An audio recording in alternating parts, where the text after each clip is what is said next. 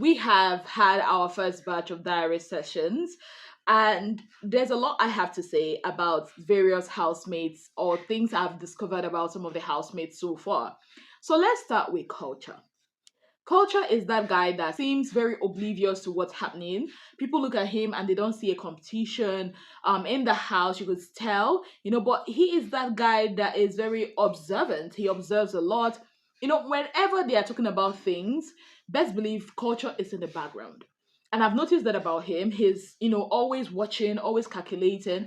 And another thing I've noticed is wherever there is wahala, check it, there is a culture trademark in there. And he's always in people's ears. He's always saying things that will incite or make you think or make you want to suspect people. Yeah, that's culture. He's everybody's friend and nobody's friend at the same time. In fact, culture is giving me Bright O vibes. I don't know if it's just me. I feel like Bright O crawled so that culture could fly. And to be very honest, I love his gameplay in that house. I love it. Because I feel like without interesting people like that, the show will be mad boring. Yes. Now, moving on, let's talk about Big Soso for a minute. I don't know. She looks like a sweet girl, right? But there's something about her that's kind of unsettling for me. First of all, which one is the visions that she keeps seeing? I'm not against people seeing visions or being religious, and nothing wrong with all of that. But can you please keep it to yourself when you are in Big Brother's house? The last time we saw something like this was with is it Jessie, or what's her name again? The one that came out to say that Thatcher's anklet was demonic, or she was using juju or something like that. Honestly, I don't like things like that in a place like Big Brother's house. And which one is blessing anointing oil to be rubbing on people's heads? I'm a Christian, but still, again, I don't think that's right. Like, I think Big Brother should address that. Like, a lot of us, not everybody will be comfortable with things like that. And who knows? Who knows? I mean, I'm a Nigerian, and I mean, we see things happen. Why would you be putting stuff on my forehead just because you said you've anointed it? Abi, you are doing. I'm just saying. I'm being very realistic now, because the moment I saw that night, I'm like, or is there something else that we are not getting here? Because if I was in that house, ain't no way you are taking that thing and putting on my head. Me and you are gonna have a very big issue. Yeah, that's the one about her. Two, I've noticed that she's always supporting the guys and never the girls. Don't get me wrong, I don't have an issue with her supporting the guys, but I just feel like she gives grace to these guys, but not to the girls in question.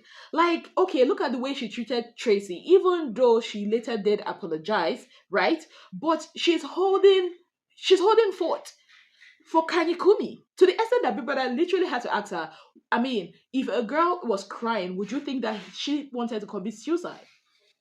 No, you wouldn't, because you felt like that's a normal thing for girls to do. But with Kayikunmi, you are just there. And why is it that you are not thinking the same thing about Gigi? Wasn't Gigi in tears and devastated all day yesterday? Almost the same thing happened to her, and she was even the victim in all of that. But Kayikunmi was the architect of his own issue. But no, it's Kayikunmi she wanted to defend, but somehow trash the women. That's what I think about her. Aside from that, I feel like she is a very smart woman, and yeah, I feel like she's a very smart woman, but somehow I just feel like she's giving me that patriarchy princess thing, and this is an honest, unbiased opinion on her. Another person I like to talk about is Kola. Now, Kola is a guy I've watched, and I feel like somehow, he tries to, he doesn't really, I don't want to say he doesn't have a mind of his own, but that will, to stand by whatever he believes in is kind of wavering. Because right now, because of the women that have been in his ears, he kind of like is in a dilemma.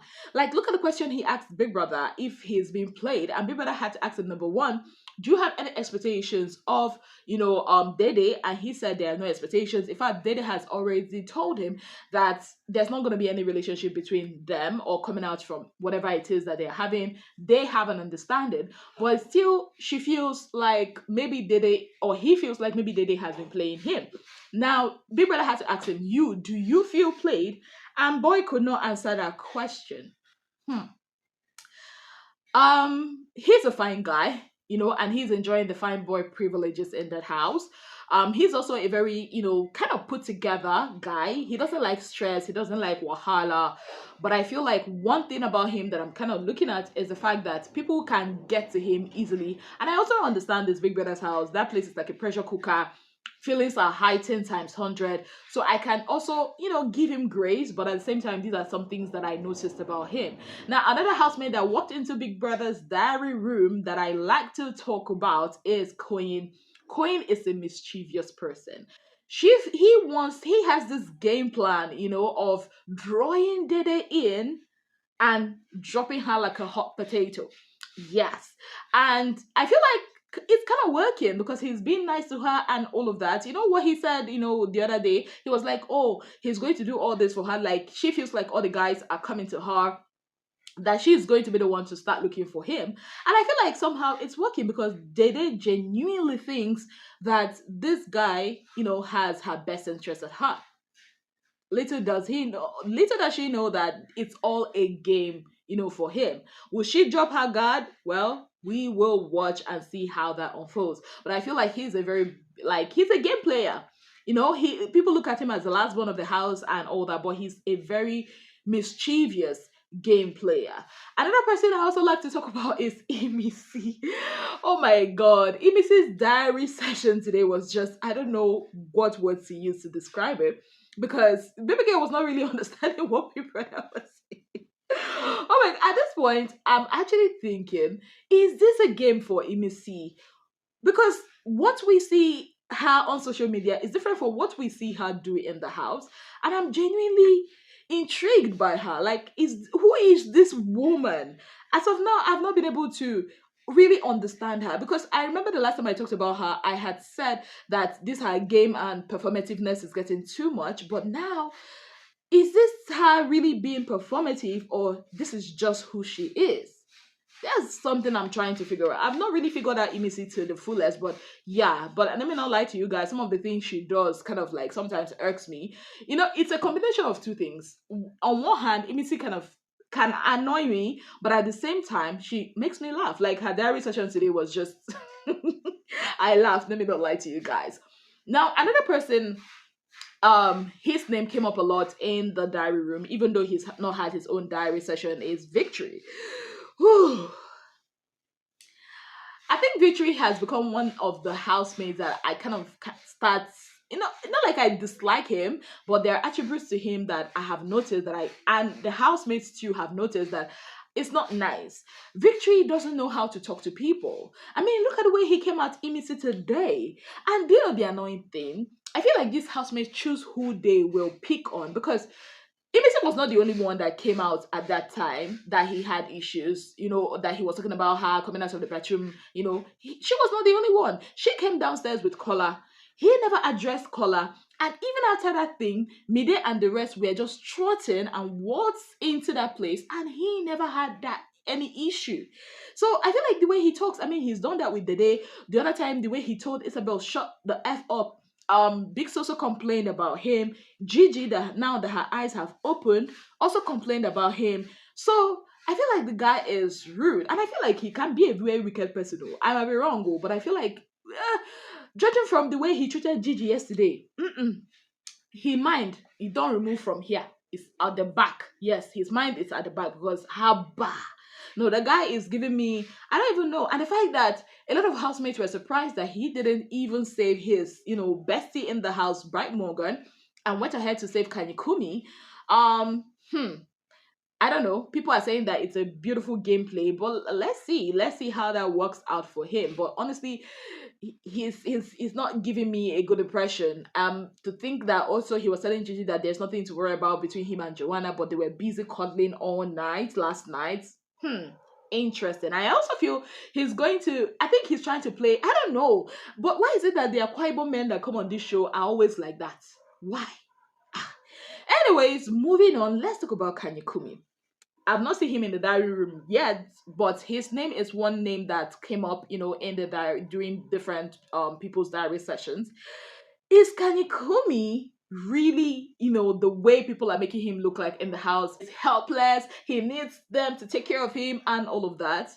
I don't think that is who that guy is. Like people are looking at him that, oh, because he's a prince, he's oblivious, he's naive, he's soft.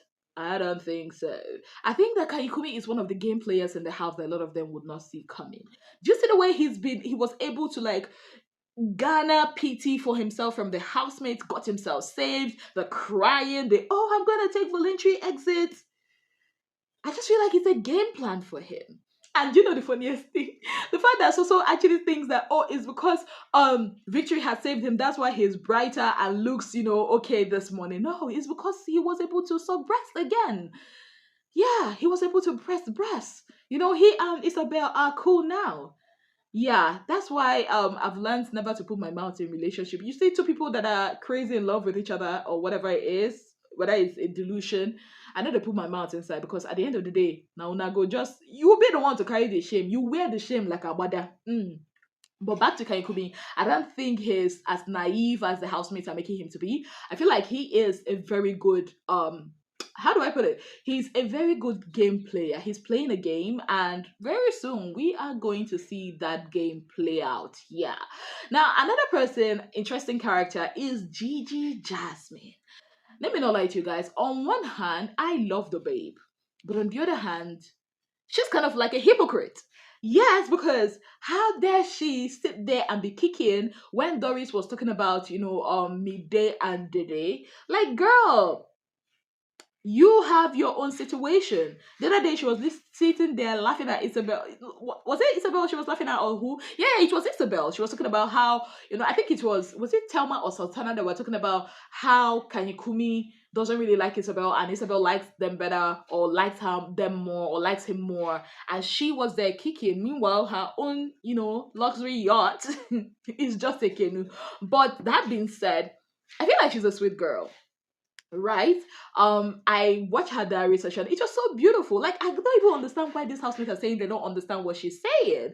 I could understand everything she was saying. It's giving all those Black American people, those Black American kids, the way she talks. Yeah, she's a sweetheart. I enjoyed her diary session. I'm happy she had learned her lesson, even though I feel like she can still run back into Victory's arms, and I will not blame her for it. But okay, I might blame her small, but then again, I will not blame her 100% because again, it's Big Brother's house, right? But I feel like the scales have fallen from her eyes and she's not been able to see who Victory really is. But at the same time, I also discovered why she is kind of like antagonizing Dede, or part of the people that are antagonizing or talking bad about Dede and Mide, because she has an interest there. So when Brother had asked her, if you were to steal somebody, like no, Big Brother did not ask her. She was the one that was like, oh, when she wins the head of house, she might borrow somebody's ship or canoe. And Big Brother asked, okay, who? And she said, Morgan, Bright Morgan, because they are besties or something. But if she were to start another ship or canoe, it would be with Jason. And Big Brother was like, I think she was like, oh, that would be a dead end. And Big Brother was like, maybe you'll be the highest bidder or something of that sort. She likes Jason. Now it makes sense. Like the three women that are always at the helm of the affairs of talking bad about Dede and Mide, Sultana, Doris, okay, Ibufubra, I don't really understand why she does that. Then adding Gigi to the list, it's almost like they have something, against this babe because of men. I mean, Sultana, according to Big Soso, she kind of likes Jason, right? And then we all know Doris is mad, head over heels, in love with Kola. And now this revelation by Gigi. I love Big Brother's house. Because the triangles, squares, trapezium, whoa, I just wish Ebuka would not break any more tables. Just let them play out, Yeah, I think that's the best thing. And oh my boy, Cable boy. When Cable boy got into the diary room, I just said, this is Cross in another version. Let me not lie to you guys. Cable was one of those people that when I saw on stage, I was like, fine boy. But when he got into the house and started talking, I'm like, who is this? Cannot be the guy I saw on stage, right? And all the fineness just vanished. But ever since that fight he had with Manson, I noticed he's become more calm, right? And I love his banter with Emmy. I love that. And he's, I don't know, he's become more adorable to me now. Yeah, maybe it's just me, but I don't know. And him talking in the diary room, talking about all the cliques that are forming. I didn't even know that these people were actually planning to vote or to nominate Isabel and Kayikunmi. I used to think that some of the girls didn't really like Isabel, but the fact that they were plotting to have her out of the house, yikes, that's not good. And I mean, Kayikunmi, some of the guys were disappointed in him and all of that. Wow. Anyways, I can't wait for, Kayikunmi to mess up again so that Isabel will go and seek solace in K-Bobo's arms. And to think K-Bobo actually likes Dede. And then, oh my god, it's a it's crazy in Big Brother's house. So far, these are some interesting characters I've seen in the diary room. Yes, and I can't wait to have more housemates, in the diary room. The more they talk, the more I get to find out about them. And oh, Bright Morgan, baby boy is conflicted because he came into the house thinking, oh, I have a girlfriend, I have a serious relationship, but now he has met therapist Mide. And he doesn't know what's going on. Oh my days. Like, it's quite funny, isn't it? He never bargained for this. Like, he never saw this coming. And that's the interesting part about all of this. Like, this season of Big Brother, it's a lot. It's giving, everywhere you look at, there's something to talk about. There's something for you to see. A lot of things are happening, and it's just everything, a lot of things are happening, and not with one particular set of people. It's different people, yes. And I would love to talk about Sultana, but I will not do that in this video. When she gets into the diary room and have her diary session, maybe then, I will talk about her. But for now, that's all I have for you guys. Thank you so very much for being part of my channel. If you have not yet subscribed, kindly click on the subscription button. Click on the notification bell to let you know whenever I post any new video.